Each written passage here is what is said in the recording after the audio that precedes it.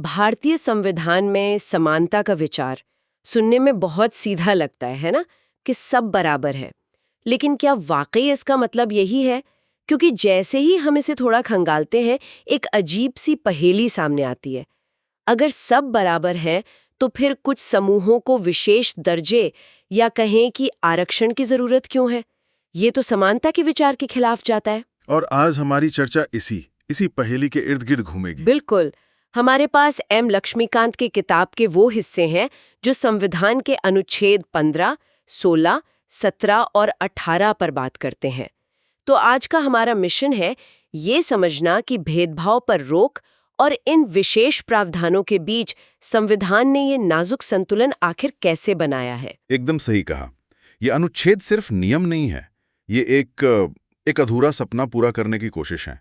हम देखेंगे कि कैसे सकारात्मक भेदभाव यानी पॉजिटिव डिस्क्रिमिनेशन का सिद्धांत, जो सुनने में थोड़ा उल्टा लगता है, असल में सच्ची समानता लाने का एक जरिया माना गया। तो चलिए इस गुत्थी को सुलझाना शुरू करते हैं। अनुच्छेद 15(1) ये कहता है कि राज्य किसी भी नागरिक के साथ केवल धर्म, नस्ल, जाति, लिंग या जन्म स्थान के आधार पर भेदभाव नहीं करेगा। मेरा ध्यान इस केवल शब्द पर अटक गया है। ये बहुत जानबूझकर डाला गया लगता है। क्या इसका मतलब ये है कि दूसरे आधारों पर भेदभाव हो सकता है? हाँ, और यही इस अनुच्छेद का सबसे जरूरी पहलू है। केवल शब्द का मतलब है कि भेदभाव सिर्फ इन 5 आधारों पर नहीं हो सकता, लेकिन अगर कोई और वाजिब आधार है तो भेदभाव किया जा सकता है। मिसाल के तौर पर, अगर किसी नौकरी के लिए मेडिकल की डिग्री चाहिए, तो जिसके पास वो डिग्री नहीं है उसके साथ भेदभाव हो रहा है। लेकिन ये भेदभाव योग्यता के आधार पर है, ना कि जाति या धर्म के आधार पर। इसलिए ये पूरी तरह जायज है। अच्छा, तो ये एक तरह का सुरक्षा कवच है। पर ये सिर्फ सरकार पर ही लागू होता है या हम आप जैसे आम लोगों पर भी? यहाँ पर अनुच्छेद 15(2) और भी दिलचस्प हो जाता है। ये कहता है कि किसी भी नागरिक को दुकानों, होटलों, कुओं, तालाबों और सड़कों जैसी सार्वजनिक जगहों पर जाने से नहीं रोका जा सकता। और ये नियम सिर्फ राज्य पर नहीं, बल्कि निजी व्यक्तियों पर भी अच्छा, मतलब आम लोगों पर भी? हाँ, बिल्कुल।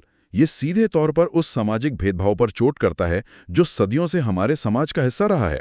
मुझे यहाँ एक बात थोड़ी उलझाती है। एक तरफ अनुच्छेद 15 कहता है कोई भेदभाव नहीं, लेकिन फिर तुरंत ही कहता है लेकिन महिलाओं और बच्चों के लिए विशेष नियम बना सकते हैं। ये तो सीधे सीधे विरोधाभासी लगता है। क्या संविधान खुद ही अपना नियम तोड़ रहा है? ये सवाल ही इस पूरे विषय का दिल है।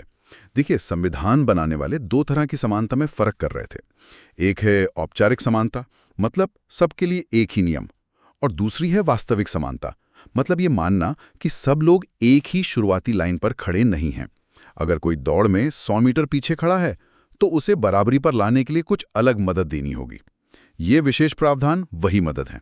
मतलब ये बराबरी लाने के लिए किया गया भेदभाव है? बिल्कुल, इसे ही सकारात्मक भेदभाव कहते हैं। जैसे महिलाओं के लिए पंचायतों में सीटें आरक्षित करना या बच्चों के लिए मुफ्त शिक्षा का कानून बनाना। इसी तरह को आगे बढ़ाते हुए सामाजिक और शैक्षिक रूप से पिछड़े वर्गों यानी SC, ST, OBC और बाद में आर्थिक रूप से कमजोर वर्गों EWS के लिए भी विशेष नियम बनाने की इजाजत दी गई। और ये सिर्फ सरकारी कॉलेजों तक सीमित नहीं है ना? जी नहीं। 93वें संशोधन के बाद निजी शिक्षण संस्थानों में भी आरक्षण लागू किया गया, चाहे उन्हें सरकार से मदद मिलती हो या नहीं। लेकिन इसमें अल्पसंख्यक संस्थानों को छूट दी गई है। हाँ, उन्हें अपनी स्वायत्तता बनाए रखने के लिए इस दायरे से बाहर रखा गया है। तो चलिए आरक्षण के इसी विचार को और गहराई से समझते हैं। 2006 में जब IITs और IIMs जैसे बड़े केंद्रीय संस्थानों में 27% OBC कोटा लागू हुआ तो बहुत बहस हुई, और सुप्रीम कोर्ट ने इसमें एक पेंच डाल दिया, क्रीमी लेयर का सिद्धांत। ये क्या भला है? क्रीमी लेयर का सिद्धांत यह है कि जो लोग उस समुदाय में पहले से ही शक्तिशाली या संपन्न हैं, उन्हें आरक्षण की सीढ़ी की जरूरत नहीं है। इसका मकसद ये पक्का करना है कि आरक्षण का फायदा उस समुदाय के सबसे जरूरतमंद लोगों तक पहुंचे। तो इस क्रीमी लेयर में आता कौन है, मतलब किसे बाहर रखा जाता है? इसे समझने के लिए मोटे तौर पे 3-4 समूहों में बांट सकते हैं। पहला, जो लोग सरकार में बहुत ऊंचे पदों पर हैं, जैसे राष्ट्रपति, जज या ग्रुप A और B के टॉप अफसर। दूसरा, सेना के बड़े अधिकारी, कर्नल और उससे ऊपर के रैंक वाले। तीसरा, डॉक्टर, इंजीनियर, वकील जैसे सफल पेशेवर। और चौथा और सबसे आम पैमाना है कमाई का। कमाई की क्या सीमा है? अगर आपके परिवार की कुल सालाना आमदनी 8 लाख रुपए से ज्यादा है तो आप क्रीमी लेयर में आते हैं। आपको ओबीसी आरक्षण का लाभ नहीं मिलेगा। दिलचस्प बात यह है कि 1993 में जब ये शुरू हुआ था तब ये सीमा सिर्फ 1 लाख रुपए थी। तो क्रीमी लेयर का ये आइडिया ओबीसी आरक्षण में एक तरह का आर्थिक फिल्टर लगाता है।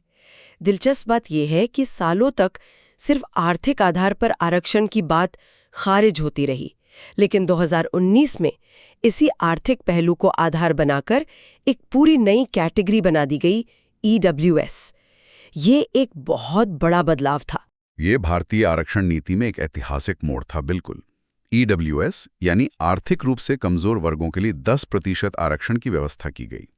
इसके नियम भी साफ हैं। पहला, ये सिर्फ उन लोगों के लिए है जो SC, ST या OBC आरक्षण के दायरे में नहीं आते।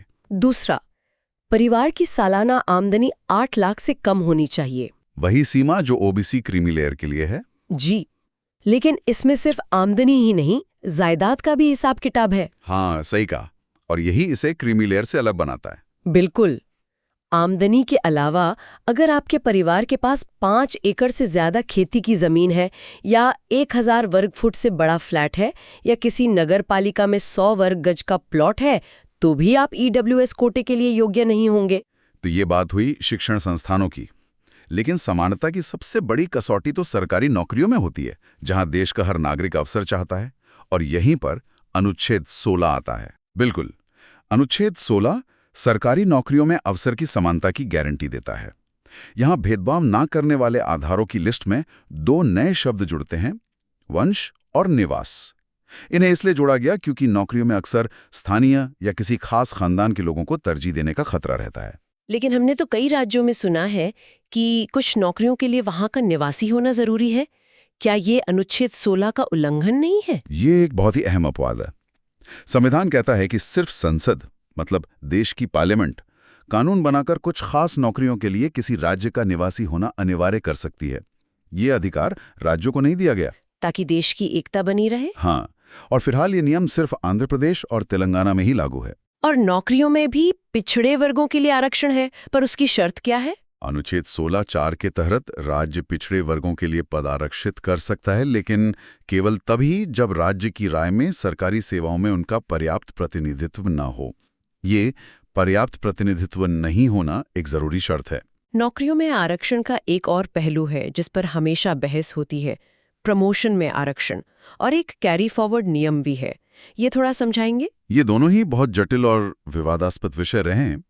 प्रमोशन में आरक्षण, देखिए, मूल संविधान का हिस्सा नहीं था। इसे बाद में संशोधनों के जरिए जोड़ा गया। तर्क ये था कि SCs और STs के लोग शुरुआती स्तर पर तो नौकरी पा जाते हैं, पर ऊंचे पदों तक नहीं पहुंच पाते। अब बात कैरी फॉरवर्ड नियम की। मान लीजिए किसी साल SC कोटे की 10 सीटें निकली, पर सिर्फ 6 ही भर पाईं, तो बची हुई 4 सीटें खत्म नहीं होंगी। उन्हें अगले साल के लिए कैरी फॉरवर्ड कर दिया जाएगा। इन 4 सीटों को बैकलॉग कहा जाएगा और उन्हें अगले साल की ताज़ा भर्तियों से अलग गिना जाएगा। अब कहानी में एक बड़ा मोड़ आता है। 1979 में मंडल आयोग बना, जिसने 27% OBC आरक्षण की सिफारिश की। करीब 10 साल बाद 1990 में VP सिंह सरकार ने इसे लागू कर दिया और देश में एक राजनीतिक और सामाजिक भूचाल आ गया। मामला सुप्रीम कोर्ट पहुंचा और उस केस का नाम भारतीय इतिहास में दर्ज हो गया, इंदिरा साहिनी बनाम भारत संघ 1992, जिसे मंडल केस भी कहते हैं। हाँ, ये आरक्षण पर अब तक का सबसे महत्वपूर्ण और विस्तृत फैसला है। सुप्रीम कोर्ट ने 27% OBC आरक्षण को संवैधानिक रूप से सही ठहराया, लेकिन कुछ बहुत बड़ी लक्ष्मण रेखाएं भी खींच दी। क्या थी वो लक्ष्मण रेखाएं? सबसे पहले कोर्ट ने क्रीमी लेयर के सिद्धांत को अनिवार्य कर दिया। मतलब OBC में जो संपन्न लोग हैं उन्हें आरक्षण के दायरे से बाहर निकालना ही होगा। दूसरा, कोर्ट ने उस समय के 10% EWS आरक्षण को रद्द कर दिया, क्योंकि कोर्ट का मानना था कि पिछड़ेपन का आधार केवल आर्थिक नहीं हो सकता, सामाजिक होना जरूरी है। और 2 सबसे बड़ी बातें, प्रमोशन में आरक्षण पर रोक और 50% की सीमा। बिल्कुल, कोर्ट ने साफ कहा कि आरक्षण सिर्फ शुरुआती नियुक्ति में होगा, प्रमोशन में नहीं, और किसी भी हाल में कुल आरक्षण 50% से ज्यादा नहीं होना चाहिए। तो एक तरह से सुप्रीम कोर्ट ने एक लक्ष्मण रेखा खींच दी। लेकिन ये कहानी यहीं खत्म नहीं हुई, है ना? ऐसा लगता है कि इसके बाद संसद और न्यायपालिका के बीच एक तरह की रस्साकशी शुरू हो गई। बिल्कुल सही शब्द इस्तेमाल किया आपने, रस्साकशी। और यही भारतीय संविधान की सबसे दिलचस्प बात है ये कोई पत्थर की लकीर नहीं है। इंदिरा साहनी का फैसला न्यायपालिका का नजरिया था, लेकिन संसद ने तुरंत अपने विधायी अधिकार का इस्तेमाल करके उस नजरिए को चुनौती दी। संसद के जवाबी कदम क्या थे? कोर्ट ने कहा प्रमोशन में आरक्षण नहीं, तो संसद ने 1995 में 77वां संविधान संशोधन पास करके कह दिया SC/ST के लिए बिल्कुल होगा। फिर कोर्ट की 50% सीमा वाली बात को कमजोर करने के लिए संसद 81वां संशोधन ले आई, जिसने बैकलॉग वाली खाली सीटों को 50% की सीमा से ये बाहर कर दिया। अच्छा जी। ये संसद का ये कहने का तरीका था कि सामाजिक न्याय के मामलों में अंतिम शब्द उसका होगा। और तमिलनाडु का मामला तो इस 50% की सीमा का सबसे बड़ा अपवाद है, जहां 69% आरक्षण है। वो कैसे मुमकिन हुआ? हाँ, और वो एक बहुत ही अनोखा संवैधानिक दांवपेच था। तमिलनाडु ने अपने 69% आरक्षण कानून को बचाने के लिए उसे 9वीं अनुसूची में डालवा दिया। इसे आप संविधान का ब्लैक बॉक्स समझ सकते हैं, एक ऐसी लिस्ट जिसमें डाले गए कानूनों पर अदालतें आसानी से सवाल नहीं उठा सकती थी। हालांकि अब सुप्रीम कोर्ट ने यह साफ कर दिया है कि इसकी भी न्यायिक समीक्षा हो सकती है। तो हमने अब तक अवसर की समानता की बात की, शिक्षा में, नौकरियों में, लेकिन संविधान इससे भी एक कदम आगे जाता है। ये सिर्फ अवसर ही नहीं, बल्कि सामाजिक सम्मान में भी बराबरी की बात करता है। और यहीं पर अनुच्छेद 17 और 18 आते हैं। एकदम सही। अनुच्छेद 17 अस्पृश्यता यानी छुआछूत का अंत करता है और इसे पूर्ण अधिकार का दर्जा दिया गया है, जिसका मतलब है कि इसका कोई अपवाद नहीं है, कोई बहाना नहीं है। इसे किसी भी रूप में मानना एक दंडनीय अपराध है। एक दिलचस्प बात यह है कि संविधान में अस्पृश्यता शब्द की परिभाषा नहीं दी गई है। ऐसा क्यों? क्योंकि संविधान निर्माता इसे किसी कानूनी परिभाषा में बांधना नहीं चाहते थे। उनका मानना था कि ये एक बहुत गहरी और घिनौनी सामाजिक प्रथा है जिसे सब समझते हैं। अदालतों ने भी इसे इसी ऐतिहासिक संदर्भ में देखा है, जहां सिर्फ जन्म के आधार पर कुछ लोगों को अपमानित किया जाता था। और आखिर में आता है अनुच्छेद 18, जो उपाधियों यानी टाइटल्स का अंत करता है। महाराजा, राय बहादुर, नवाब साहब, इन सब पर रोक। ये समानता के लिए क्यों जरूरी था? इसका मकसद जन्म के आधार पर मिलने वाले विशेषाधिकारों और सामाजिक ऊंच नीच को खत्म करना था, ताकि हर नागरिक की पहचान सिर्फ भारत का नागरिक हो, न कि कोई राजसी उपाधि। उपाधियां नहीं है, सरकार किसी को ये देकर दूसरों से अलग तो कर ही रही है। ये सवाल सीधा सुप्रीम कोर्ट में भी उठा था 1995 के बालाजी राघवन केस में। कोर्ट के सामने यही दलील दी गई कि ये पुरस्कार समानता के अधिकार के खिलाफ हैं। लेकिन कोर्ट ने एक बहुत बारीक फर्क किया। क्या फर्क था वो? कोर्ट ने कहा कि महाराजा जैसी उपाधियां वंशानुगत होती हैं, बिना किसी योग्यता के मिलती हैं और समाज में भेद पैदा करती हैं। वहीं भारत रत्न या पद्म पुरस्कार किसी की योग्यता, असाधारण सेवा या कला के लिए दी गई एक मान्यता है, उपाधि नहीं। इसलिए ये वैध हैं। लेकिन कोर्ट ने एक बहुत जरूरी शर्त भी लगा दी। और वो शर्त क्या थी? शर्त ये थी कि इन पुरस्कारों को कोई भी अपने नाम के आगे या पीछे यानी प्रीफिक्स या सफिक्स की तरह इस्तेमाल नहीं कर सकता। जैसे कोई भारत रत्न सचिन तेंदुलकर नहीं लिख सकता। अगर कोई इसका दुरुपयोग करता है तो पुरस्कार वापस भी लिया जा सकता है। तो इस पूरी चर्चा का निचोड़ क्या निकलता है? इन अनुच्छेदों की हमारी पड़ताल से ये साफ है कि भारतीय संविधान में समानता कोई सीधी सपाट सड़क नहीं है। ये एक जटिल भूल भुलैया है जिसमें सामान्य नियमों के साथ साथ ढेर सारे विशेष रास्ते और अपवाद हैं। बिल्कुल, ये औपचारिक समानता यानी सबके साथ एक जैसा व्यवहार करो और वास्तविक समानता यानी सबको एक ही स्तर पर लाने के लिए जो जरूरी है वो करो के बीच एक लगातार चलने वाली बहस है। हमारे स्रोतों से यह स्पष्ट है कि संविधान ने किसी एक रास्ते को नहीं चुना, बल्कि दोनों के बीच संतुलन बनाने की कोशिश की है, और ये संतुलन ये आज भी तलाशा जा रहा है। तो आखिर में हमारे श्रोताओं के लिए सोचने वाली बात यह है कि समानता की ये यात्रा खत्म कब होगी? संविधान ने कुछ समूहों के लिए ये विशेष रास्ते बनाए थे, लेकिन मंजिल क्या है?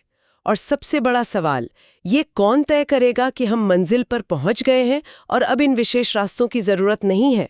इसका जवाब शायद संविधान की किताबों में नहीं, बल्कि समाज के आईने में मिलेगा।